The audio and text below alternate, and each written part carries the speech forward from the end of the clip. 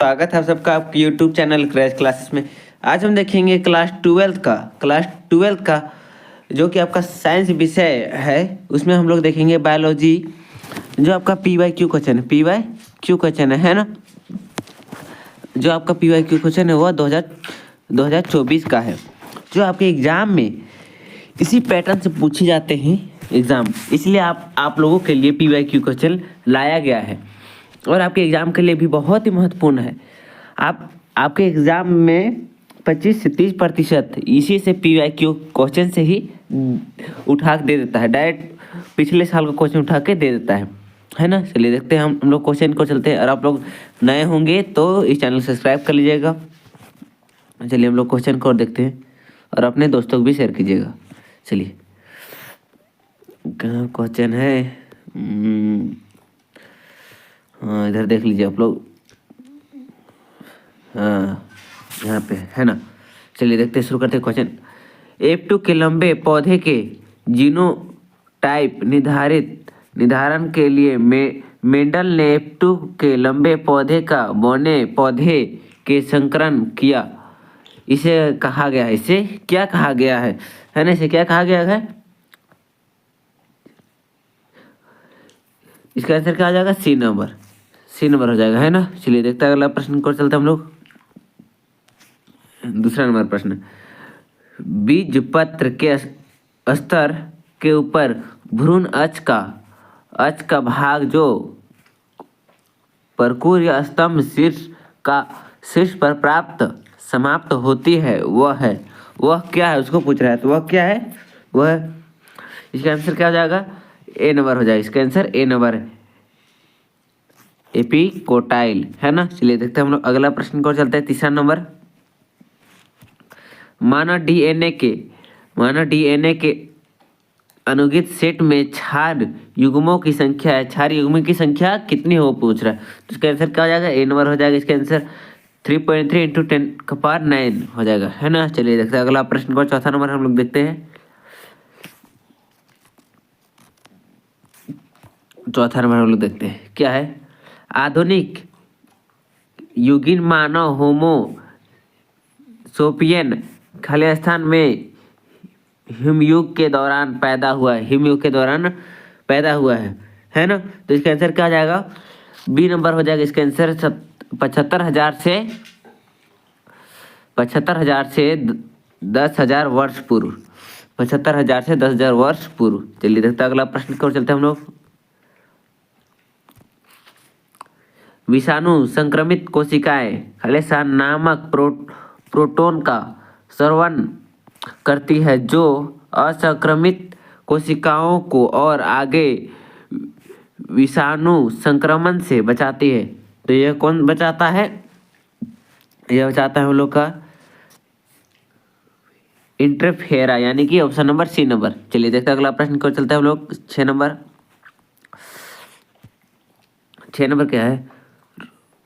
रोगजनक विषाणु जिसका प्रयोग जैव नियंत्रण करके कारक के रूप में कीटों तथा संधिपादों पर हमला करने के लिए किया जाता है, वह क्या है? इसका आंसर क्या हो जाएगा? इसका आंसर हो जाएगा डी नंबर हो जाएगा। इसका आंसर डी नंबर हो जाएगा, है ना। चलिए देखते हैं अगला प्रश्न को चलते हैं हम लोग। दिया गया आयु पिरामिड समिष्ट के किस प्रकार की वृद्धि स्थिर पर प्रदर्शित करता है, किस प्रकार की? तो इसका आंसर हो जाएगा हम लोग का, इसका आंसर हो जाएगा सी नंबर, घटती हुई, है ना। चलिए देखते हैं अगला प्रश्न की ओर चलते हैं हम लोग। निम्नलिखित में से किस आकृति का विशिष्ट लक्षण तरल से भरी गुहा, जिसे गहर कहा जाता है की उपस्थिति है बोल रहा है। तो क्या हो जाएगा इसका आंसर? इसका आंसर हो जाएगा सी नंबर, तृतीयक प्लूटक। चलिए देखते हैं हम लोग अगला प्रश्न की ओर चलते हैं। डीएनए अंगुली छापी तकनीक का प्रारंभिक विकास है खालिस्तान के द्वारा किया जाता है। किसके द्वारा किया जाता है? इसका ऑप्शन उत्तर हो जाएगा ए नंबर, जी.जे. मेंडल। जी.जे. मेंडल हो जाएगा, है ना। चलिए देखते हैं अगला प्रश्न को हम लोग चलते हैं। क्या हम लोग 10 नंबर प्रश्न में देखते हैं क्या है। प्रासंगिक और विकिरण में प्रकाश संश्लेषणात्मक सक्रिय विकिरण का प्रतिशत क्या होता है? प्रतिशत क्या होता है? प्रतिशत क्या होता है? 50%, यानी कि सी नंबर आंसर हो जाएगा, है ना। चलिए देखते हैं अगला प्रश्न और हम लोग चलते हैं 11 नंबर।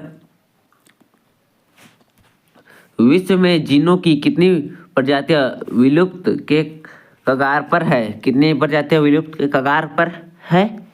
ये हो जाएगा हम लोग का 15,500, यानी कि ए नंबर ऑप्शन। चलिए देखते हैं अगला प्रश्न की ओर हम लोग चलते हैं। क्या है हम लोग का? हम लोग का 12 नंबर है। कौन सा जीव तंबाकू पौधे की जड़ों को संक्रमित करता है और उसकी पैदावार को काफी कम कर देता है? काफी कम कर देता है। इसका आंसर क्या हो जाएगा? इसका आंसर हो जाएगा ए नंबर, है ना। चलिए देखते हैं अगला प्रश्न को चलते हैं।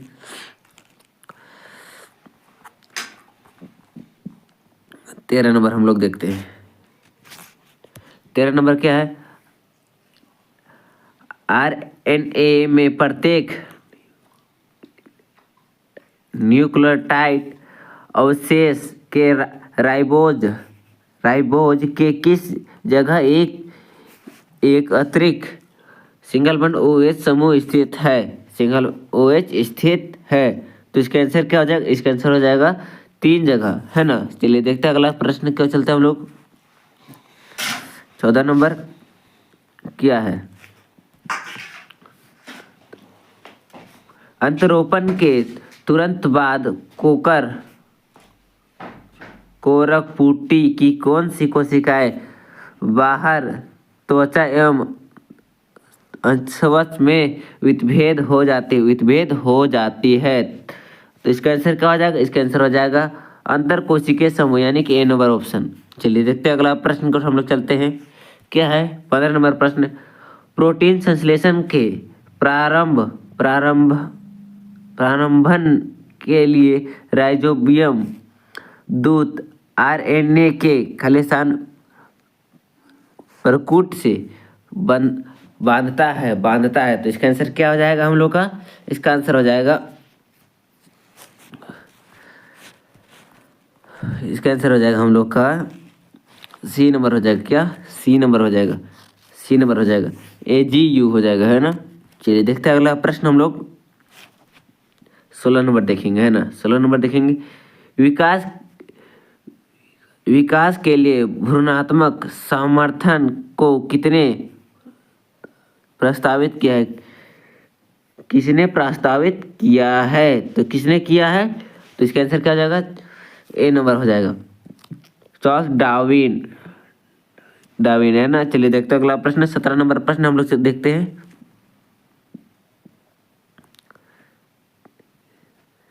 चलिए देखते हैं हम लोग 17 नंबर प्रश्न क्या है।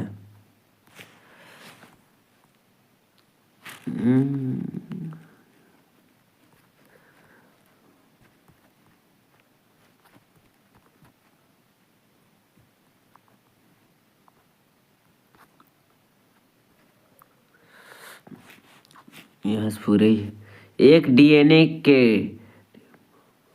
टेम्पलेट रज्जुक में न्यूक्लियोटाइड का अनुक्रम है, तो क्या है? 3 से 5 वाला है ना। दूध RNA में वही क्वेश्चन है, क्या होगा? इसका आंसर क्या हो जाएगा? वही पूछ रहा है ना। तो हम लोग क्या जानते हैं इसका आंसर? 17 नंबर का आंसर क्या हो जाएगा? 17 हो जाएगा 1 नंबर, ए नंबर, है ना। चलिए देखते हैं अगला प्रश्न को हम लोग चलते हैं 18 नंबर। 18 निम्नलिखित में से किस योगात्मक योगेत को डाउनी योगियत डायनियम फिटनेस भी कहा जाता है, फिटनेस भी कहा जाता है। तो इसका आंसर क्या हो जाएगा? श्वसन योग्यात्मक, है ना। चलिए देखते हैं अगला प्रश्न हम लोग देखेंगे। 19 नंबर, निम्नलिखित में से कौन सा कथन सत्य नहीं है? निम्नलिखित में से कौन सा कथन सत्य नहीं है? तो कौन सा कथन सत्य नहीं है? तो बी नंबर, इसको आप लोग देख लीजिएगा, है ना। चलिए देखते हैं हम लोग अगला प्रश्न। 20 नंबर, प्रकाश संश्लेषण के दौरान पादपों द्वारा एक निश्चित समयावधि में प्रति इकाई के क्षेत्र द्वारा उत्पन्न किए गए जैव मात्रा या कार्बनिक सामग्री की मात्रा है। सामग्री की मात्रा है, क्या मात्रा है? इसका आंसर क्या हो जाएगा? इसका आंसर हो जाएगा हम लोग का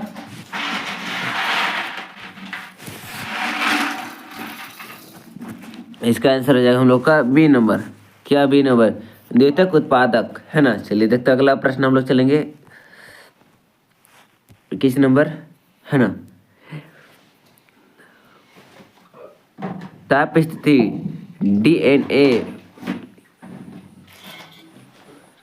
पॉलीमरेज खले स्थान से पृथक किया गया है।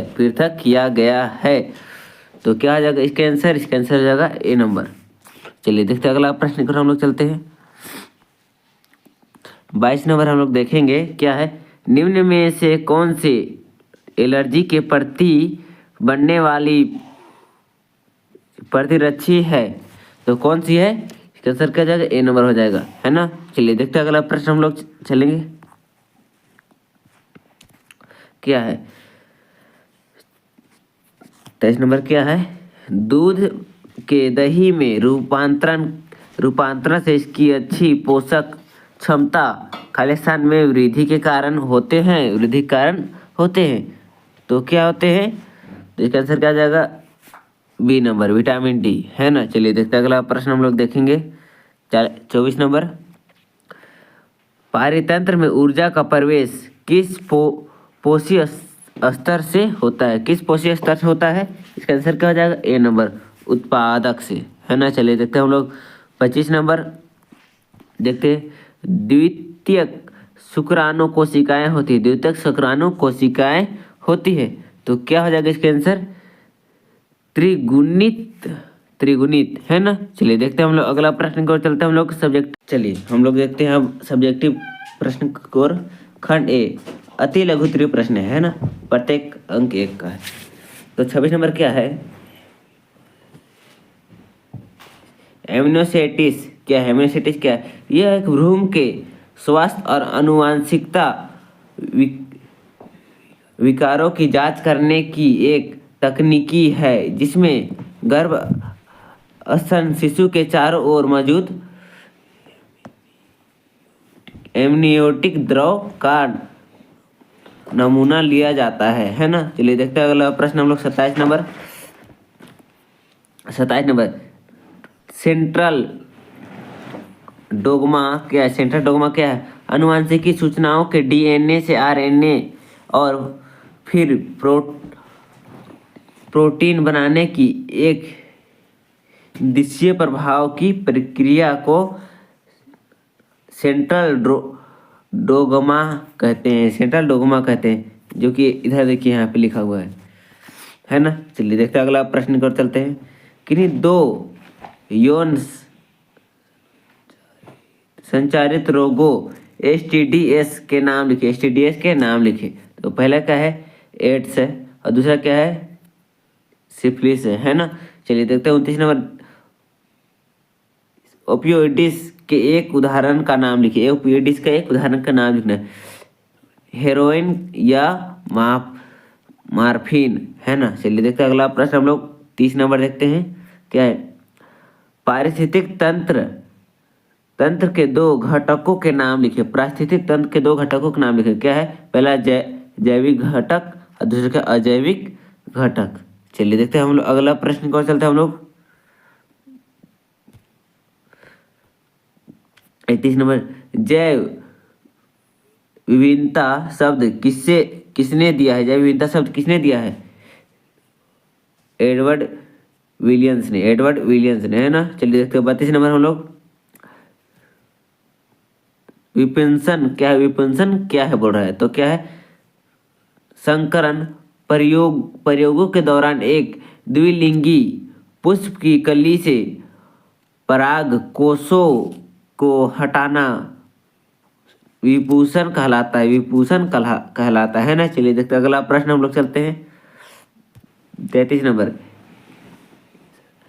एलिसा, एलिसा का पूरा नाम क्या है, ELIS, एलिसा का पूरा नाम क्या है, तो क्या है,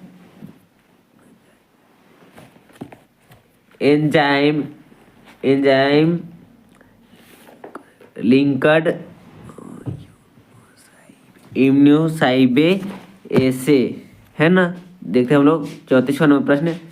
red data book, red data book क्या है, रेड डाटा बुक क्या है, यह वह पुस्तक है जो संकटग्रस्त प्रजातियों का रिकॉर्ड रखती है ना। चलिए देखते हैं अगला प्रश्न हम लोग देखते हैं, यह लघु उत्तरीय प्रश्न है ना। चलिए देखते हैं अगला प्रश्न हम लोग 35 नंबर। परागकण और परागकण में अंतर स्पष्ट करें, स्वपरागकण और परागकण में अंतर स्पष्ट करने बोल रहा है। तो परागन में परागकण उसी पुष्प या उसी पौधे के दूसरे पुष्प के वर्तिगार्थ पर गिरते हैं, जबकि पर परागन में परागकण उसी प्रजाति के दूसरे पौधे के पुष्प के वर्तिगार्थ पर स्थानांतरित होती है ना। चलिए देखते हैं अगला प्रश्न हम लोग देखेंगे 36वां नंबर। बृहस्थानीय संरक्षण क्या है, उदाहरण दे, बृहस्थानीय संरक्षण क्या है, उदाहरण दे। संकटग्रस्त जीवों को उसके प्राकृतिक अवस्था से निकलकर सुरक्षित स्थानों पर संरक्षित करना बृहस्थानीय संरक्षण कहलाता है, जैसे जूलॉजिक पार्क, बॉटनिकल गार्डन, है ना। चलिए देखते हैं अगला प्रश्न हम लोग देखेंगे 37 नंबर। शुक्राणु जनन की प्रक्रिया का संक्षिप्त वर्णन करें, है ना। चलिए देखते हैं उत्तर हम लोग। विवृषण में शुक्राणुओं के निर्माण की प्रक्रिया को शुक्राणु जनन कहते हैं। इसमें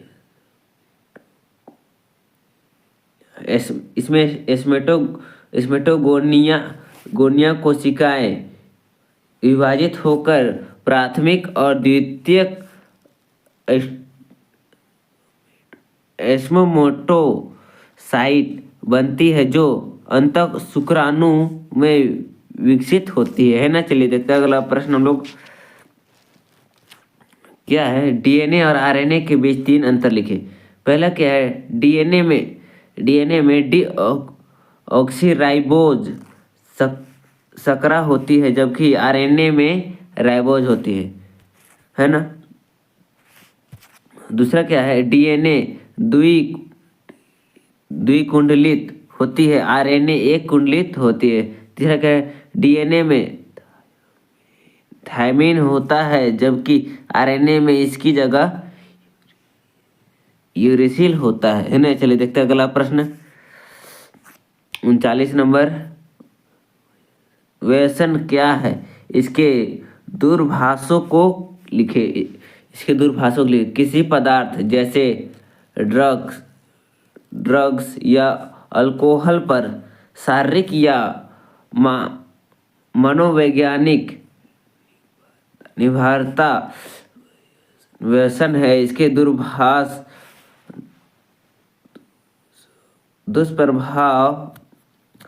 दुष्प्रभाव मानसिक संतुलन, स्वास्थ्य की हानि और सामाजिक परिस्थितियों का गिरना, है ना। चलिए देखते हैं हम लोग 40 नंबर देखते हैं क्या है। जैव उर्वरक मिट्टी की उर्वरक कैसे बढ़ाता है, जैव उर्वरक मिट्टी की उर्वरक कैसे बढ़ाता है। यह सूक्ष्म जीव जैसे राइबोसोम वायुमंडलीय नाइट्रोजन को स्थिर करते हैं और मिट्टी में पोषक तत्वों की उपलब्धता बढ़ाकर उर्वरक बढ़ाता है ना। चलिए देखते हैं हम लोग अगला प्रश्न की ओर चलते हैं, है ना। 39 40 जैव उर्वरक देख लिए ना, जैव उर्वरक मीटिंग। हाँ चलिए देखते हैं हम लोग 41 नंबर देखते हैं हम लोग क्या है। पीसीआर तकनीक के चरणों का वर्णन करते हैं। पीसीआर तकनीक का चरणों को वर्णन करें। इसके 3 प्रमुख चरण है। पहला क्या है, निष्कर्षण निष्क्रियकरण। दूसरा क्या है, तापानुशीलन। तीसरा क्या है, विस्तार, है ना। चलिए देखते हैं हम लोग अगला प्रश्न क्या है 42 नंबर। खाद्य श्रृंखला और खाद्य जाल में अंतर स्पष्ट करें। खाद्य श्रृंखला और खाद्य जाल में अंतर स्पष्ट करें बोले तो खाद्य श्रृंखला ऊर्जा प्रवाह का एक सीधा मार्ग है, जैसे घास हिरण शेर, है ना। यानी कि घास को हिरण खाएगा, हिरण को शेर खाएगा, इसी प्रकार से, है ना। जबकि खाद्य जाल इस आपस में जुड़ी हुई है, खाद्य श्रृंखलाओं का एक जटिल जाल है ना। चलिए देखते हैं अगला प्रश्न को चलते हैं 43 नंबर। मानव मादा जनन तंत्र का नामांकित चित्र बनाए और वर्णन करें। तो यहाँ पे चित्र नहीं बनाया हुआ, यहाँ डायरेक्ट दिया। मानव मादा जन्म तंत्र में एक जोड़ा अंडाशय, अंडवाहिनी, फ्यूपियन ट्यूब, गर्भाशय ग्रीव और यूनी शामिल है। अंडाशय अंडाणु उत्पन्न करता है और गर्भाशय में भ्रूण का विकास होता है। चलिए देखते हैं अगला प्रश्न की ओर चलते हैं हम लोग। हाँ, मेंडल के स्वतंत्रता अपव्यवहन के नियम को संकरण द्वारा समझाया, है ना।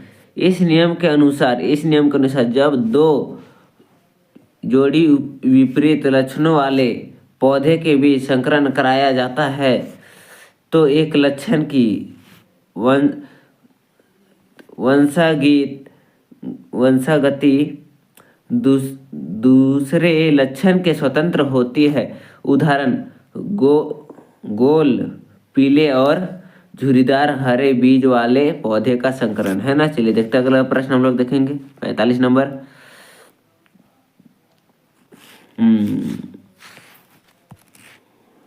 चलिए देखते हैं 45 नंबर। पुंसरयोजक डीएनए तकनीक क्या है, इसके चरणों का वर्णन करें। इसके चरणों का वर्णन करने बोल रहा है, तो चलिए वर्णन करते हैं हम लोग, है ना। 2 अलग अलग स्रोतों से डीएनए को जोड़कर एक नया डीएनए अणु बनाता है। यह तकनीक है चरण वांछित जीन की पहचान डीएनए का कटान द्वारा वाहक में जीन डालना और मेजबान कोशिकाओं में स्थानांतरित करना। चलिए देखते हैं अगला प्रश्न हम लोग देखेंगे 46 नंबर। पारिस्थितिक पिरामिड क्या है। पारिस्थितिक पिरामिड क्या है। ऊर्जा के पिरामिड का वर्णन करें। विभिन्न पोषीय स्तरों पर जीवों की संख्या, बायोमास या ऊर्जा का चित्रमक निरूपण पारिस्थितिक पिरामिड है। ऊर्जा का पिरामिड हमेशा सीधा होता है क्योंकि ऊर्जा का प्रवाह एक स्तर से दूसरे स्तर पर कम होता जाता है। 10% नियम, है ना। चलिए देखते हैं अगला प्रश्न को चलते हैं हम लोग 47 नंबर। कैंसर के कारण लक्षण और उपचार का वर्णन करें। क्या बोल रहा है, कैंसर के कारण बताना है, लक्षण और उपचार का वर्णन करना है। तो कारण है कार्सिनोजेन जैसे यूवी किरणें, तंबाकू। लक्षण क्या है, शरीर में गांठ, है ना। अचानक वजन कम होना। उपचार कीमोथेरेपी, रेडियोथेरेपी और सर्जरी, है ना। चलिए देखते हैं हम लोग 48 नंबर क्वेश्चन क्या है। जल प्रदूषण के कारणों और नियंत्रण के उपायों पर चर्चा करें। तो क्या है देखते हैं हम लोग। कारण, औद्योगिक कचरा, सीवेज, कृषि, रसायनों का बहाव नियंत्रण, अपशिष्ट जल का उपचार, एसटीपी, रसायन का कम उपयोग और जागरूकता, है ना। चलिए देखते हैं। यह हो गया हम लोग का, हाँ यह हो गया क्लास ट्वेल्थ का बायोलॉजी का PYQ क्वेश्चन समाप्त हो गया, जो कि आपका 2024 का था। जो आपके एग्जाम में इसी प्रकार से क्वेश्चन ना पता यही क्वेश्चन दे दे, आप लोग इसको याद कर लीजिएगा, है ना। चलिए, आपको वीडियो अच्छा लगा तो लाइक कमेंट शेयर कीजिएगा। जय हिंद, जय भारत, धन्यवाद।